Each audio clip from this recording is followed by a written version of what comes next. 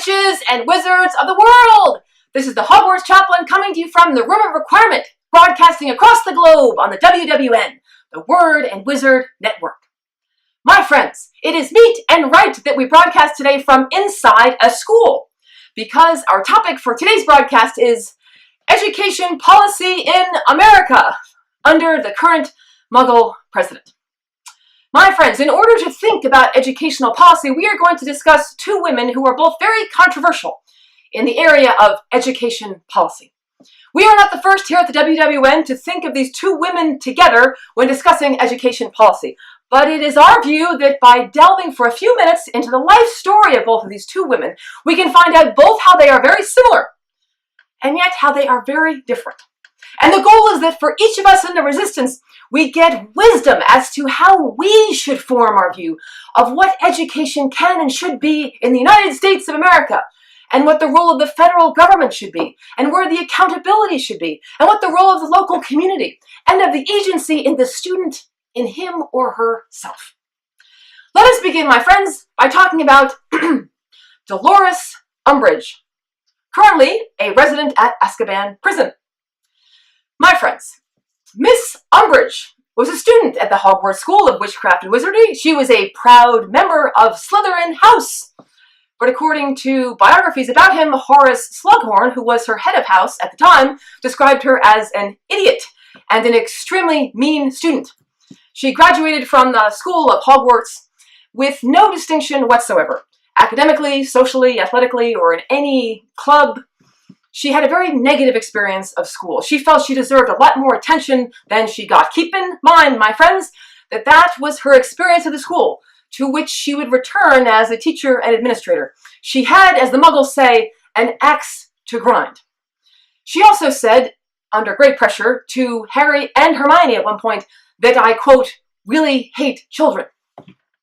But what you need to know about her upbringing, my friends, is that although she put herself eventually at the ministry in charge of purifying the wizarding world and helping pure blood so-called witches and wizards at every turn and punishing, in fact, criminalizing any other blood status in the magical world, you should know that her father was a wizard and her mother was a Muggle. She was mortified by her status. She had a brother, younger, who was a squib. Similar to Voldemort, my friends, she became one of the strongest advocates for the elite treatment of pure blood wizards and witches, even though she herself was, in her terms, a half-blood. But she kept this a bit of a secret while she was at Hogwarts. Sadly, her whole family broke up. As she grew up as a child, she and her father began openly to hate her mother and her younger brother. They believed they were superior to the rest of their family. And sadly, by the time she was 15, her mother and squib brother actually left the house and the country, never to be seen again. Well, my friends, after graduating from high school, Delores Umbridge went on to an internship at 18 years old at the Ministry for Magic. She had aims to be a powerful wizard, despite her blood status. But her father, although a wizard, was the janitor at the Ministry for Magic. She was mortified that she was raised by a working-class wizard. And not long after starting her internship, she actually bought off her father, asking him to retire, making a deal with him that she would pay him a little bit of her own salary every month if he would just retire from the ministry and never be seen there again. He took this deal and died not soon after. But all along, both while he was retired and after his death, she began to make up stories that she was really from a famous wizarding family. One of the reasons she wanted to wear that locket was a sign that maybe she was part of the lineage of a very wealthy, pure blood line of witches and wizards. She literally just made stories up about her heritage. My friends, she actually was raised with very little power. This must be remembered when we see the bully that she grew to be. But let's set aside for a minute Delores Umbridge, because you know, if you read The Life and Times of Harry Potter, that she wound up coming back to Hogwarts as a teacher installed by a nervous Cornelius Fudge, who believed that Dumbledore was perhaps going to raise an army against him. Fudge, of course, did not believe that Voldemort had returned. What's important to remember is that Delores Umbridge was never really a Death Eater, and it is unclear whether or not she even wanted Voldemort to come back. What she wanted was the society that Voldemort wanted, where people would be protected because of their blood status. And if she could just continue to lie about her blood status, she believed she would be protected. It was out of fear, my friends. Now, let's set her aside for a minute and consider the Muggle Betsy DeVos. One of the players where she is very different than Delores Umbridge is her birth. My friends, she was born into a billionaire family. Her father owned an auto parts industry. And when that was sold, when she was a young adult, it was sold for over $1 billion, a fortune inherited by her and her younger brother. She then married a member of the Amway company, someone whose family had founded the Amway company, who himself was already a billionaire at birth.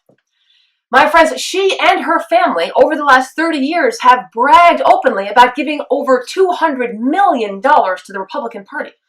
She is in fact one of the largest individual donors to the current Muggle president's party in history. What has she done for her life, my friends? She has said that her life has been about education and education reform. Her terms, education reform. This is where she is very similar to Delores Umbridge, a woman who really believed she knew what was best for education. Like Delores Umbridge, of course, Miss DeVos has no education in education. She is now the, shall we say, Minister for Education in America. She was named by the president. Many critics say that she was named because she was a donor. Others say it's because she has spent the last 30 years fighting for a certain set of principles in public education. What are those principles, my friends? Well, she believes in opening up public education to the free market. In Michigan, where she is from, Holland, Michigan, she started a movement of small nonprofit organizations and advocacy boards to dismantle the public school system in Detroit, to entirely privatize it. She believes, as many people of the current Muggle president's party, that the federal government ought not be involved in something like education. That should be handled and funded and resourced by local communities, giving them the most amount of control, so she says, and her followers, over curriculum matters. There would be no unions, and each local community could simply make the decisions best for them and best for their children. She believes her philosophy is based on freedom.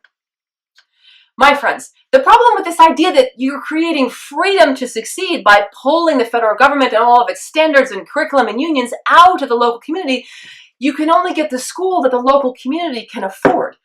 Miss DeVos is aware of this and therefore is a proponent of something the Muggles call vouchers, which means everyone is paying taxes to the federal government, but certain people can apply to have some of that money come back to them like a little coupon, and they can then go to a private school or a for-profit school, of which Miss DeVos was a great proponent and continues to be all across Michigan, and you could give your voucher and perhaps then attend a school that had a tuition bill. She believes this opens up the best schools for everyone. The problem, though, my friends, is that if you have for-profit schools, they work a lot like for-profit prisons. That is to say, they are run by people whose primary goal is profit. And the things that make a school profitable aren't necessarily the things that make students learn. In fact, it is an objective fact, my friends, not an alternative fact. It is not fake news to say that the charter school and the for-profit schools in Michigan have the worst statistics in the country. In fact, 80% of these schools that are for-profit schools or private schools or charter schools, on average, 80% of them in Michigan fall below state standards or standards of public schools in their area. So the actual experiment that Ms. DeVos was working on for so many years has objectively failed. Of course, there has been an incredible amount of profit. In fact, for-profit schools have made more money per student, per capita, in Michigan than in any state in the country. So certain goals were met. The for-profit school system has been making lots of profits over the last 20 years in the state of Michigan. But the results prove that they are not better. In fact, in 80% of the cases, they are in fact worse outcomes than the public system. My friends, Delores Umbridge and Betsy DeVos are not evil people, despite the stories written about them. They are, in fact, my friends, children of God, images of God on earth. And we must extend to them that recognition for their human dignity. But they're very different in that Delores Umbridge loved the idea of a federally controlled school system. She actually believed that was the best way to ensure the kind of prejudice that she had. A complete opposite would be Miss DeVos, who does not believe in having a top-down ministry for education. In fact, she's been interviewed about this new role she has, a cabinet member for education for the whole country. And she's been reminded by others that the current local president actually wants to dismantle the Department of Education. Her response to that was odd. She said, I would be fine with that. She is not the first person put in charge of an agency by the current local president who actually is okay with that agency being destroyed, or in Muggle language, defunded. So, my friends, what we have now in America is a woman who is in charge of the public school system in America. Over 90% of students attend public schools in America, and the person in charge of that system has said, one, that they are okay with their position disappearing if the department itself disappears, which in many cases she said is a good idea. In fact, and I warn you, if there are young children around, I apologize for this phrase, but I am quoting Ms. DeVos directly. In 2010, she made a statement that, quote, government really sucks, unquote. So she is not a fan, my friends, of any government intervention whatsoever in local schools. What she's talking about, my friends, is the marketization of education. And you may ask yourself, what is the marketization of education? We've discussed before the marketization of prisons in this country. All it really means, my friends, is instead of taking something like a prison or a public school and saying that everyone in the country has an invested interest in that school, and therefore we will all pay taxes to the federal government and to the state government, and it will be redistributed in ways that will mean that if you live in a poorer community than others, you will not necessarily have fewer resources. Keep in mind, my friends, that federal funding for schools is really only about 5%. So it's not as if right now the federal government is sending all of this money to schools. Schools are still largely and sadly dependent on the income taxes of the area in which they are. My friends, so we already have a system that favors school districts that live in areas where people are affluent. So we already, even in the public system, have a really tiered system that is just one more demonstration of the income inequality in America. What we need in the Department of Education, my friends, as we've had in the past, is someone who understands these inequalities and is willing to work with the public school system to level some of them out. It is Ms. DeVos' view, and the current local president has said he is very excited to see her carry out his policy, that instead of improving the public school system, the idea is in fact to, as she said, drain the swamp. And what she means, of course, is to take funds that are going right now to public schools and to reserve those funds for vouchers to give back to Americans who can then take that coupon and go to a private for-profit school, whether religious or not, and use that voucher to use that school. Draining public schools from the people who have the ingenuity and the resources to get a voucher in the first place. And also draining funds from that school. So not only does the student whose family makes that decision leave the classroom, but the money that comes with each student through taxes actually goes with them, doing nothing for public schools, which, as we've already said, are 90% of students in America. My friends, if you are in the resistance and trying to figure out what your personal convictions are about education, then I'm glad you tuned in today, because there is a bit of wisdom from the Muggle world for all of us. There is a very smart Muggle named Michael Sandel, who wrote a book in America in 2012, a book called What Money Can't Buy, The Marketization of America. My friends, there is a great phrase in this work that would be very helpful for you in the resistance to remember. The concern of this particular Muggle, and you can find his book in the Hogwarts Library in the Muggle Studies section. His concern is that different parts of American society over the last 30 years that used to be in the public trust and in the public interest and funded by collective taxes have become market-driven. That is to say, something like prisons or something like schools, functions that used to be the result of everyone giving a little bit. Instead, we have private institutions entering the education space and setting up a for-profit school. And the result of something like that is now market forces guide the school. And the result is that public schools, which used to be a place where you could go to school and sit in a classroom next to someone who had a lot more money on one side and someone sitting on the other side that had a lot less money than you did, it was a way to meet the rest of the country. So not only did you learn citizenship in the curriculum of your schools, but you experienced the country sitting in a public school. There was, in fact, an education going on just by putting people with other people who are different. But by opening up free market principles in education and for-profit schools, you allow people to, from 3 years old on, to attend a private school and not have any experience at all of the way most people are educated in this country. And my friends, much like expensive restaurants or expensive seats on a train or a plane, the more money you have, the more private experience you have that only has people around you who have the same resources that you do. There's a great phrase that Mr. Sandel uses. He says, this is the skyboxification of America. What a lovely word he's come up with, my friends. Muggles can be so smart. What is the skyboxification of America? In the Resistance, we need to know this term, my friends, because you see it every day.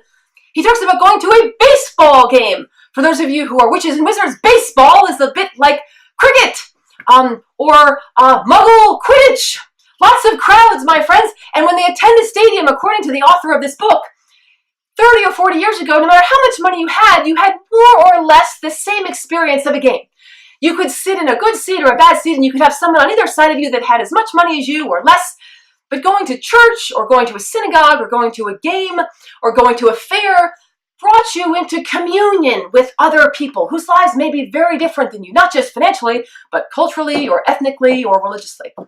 But more and more, he said, go to a baseball park and you will see skyboxes, air-conditioned glass places where you can go if you have money. You can have waiters and waitresses bring you food. In fact, he said there are only special elevators for skyboxes and special parking areas. The more money you have, you can actually drive to a game. And from the moment you park to the end of the day, you don't even have to look at people except outside your skybox who have less money than you. More and more, the skyboxification of America means the more money you have, the less likely it is that you will even come next to people that have less or more than you. So it becomes very difficult to empathize with other people. One of the great virtues and necessities of citizenship, my friends, the ability to empathize, to understand, to feel what other people feel. What is necessary is that you see other people, that you have some shared experience. Betsy DeVos wants to skyboxify education by turning schools, private schools, into skyboxes that can only be afforded by the affluent or people that have the wherewithal to somehow get a voucher to pay some of the tuition, knowing still that there will always be schools that will charge more than the voucher so that they can draw the people who have more money than the voucher. There will always be a skybox experience in schools if they are completely thrown to market forces. That is not an experience of freedom. It simply means everyone is free to experience income inequality in education as they do in other places. My friends, you've experienced this if you go to an airport and you're waiting for your plane, but then you hear the PA system announce all the levels of privilege, different colors, gold, silver, bronze, platinum, and these are all people that have paid different amounts of money to be in a line shorter than the one you're in. They have a security line shorter than the one you're in, or maybe you're the person who's paid. Look at roads in America, my friends. The more money you pay, the faster lane you can ride. The skyboxification of America. My friends in the Resistance, witches and wizards and muggles listening to this broadcast, do not support Betsy DeVos or anyone who wants the skyboxification of America to get worse, more prevalent than it already is. My friends, the great wizard Jesus of Nazareth tells a story full of wisdom and some fear and trembling. In his story, he talks about a king who is a judge at the end of time and has all the people come before him. And he looks on one side and says, you come be with me forever. Because when I was hungry and when I was naked and when I was in prison, you came, you fed me, you visited me. And the people said, wow, thanks. But by the way, we don't ever remember seeing you and giving you clothing or food or shelter or visiting you in prison. When did that happen? And he said, well, when you did it to the least, you did it to me. And then he looks at the people on his other hand and he says, you depart from me. No, I don't want to spend eternity with you. Why? Because when I was hungry and when I needed clothing or I was in prison, you didn't visit me. You didn't give me clothing. You didn't feed me. And they have said, whoa, Lord, Lord. And remember, because they said Lord, Lord means they did know him. These are not people that did not believe in this king or this God. Lord, Lord, they said, come on. If we would have seen you without clothes or food, we would have given it to you. So when did that happen? And what, of course, the king says is, when you ignored the least among you who had those needs, you were ignoring me. My friends, the great wisdom of that story, up until about 30 years ago, was this. Be careful to not be so blind that you don't see the needs of people around you. But the skyboxification of America, which is expressed so articulately in the educational policy of Betsy DeVos and the current Muggle president, means that there's a new warning in the story.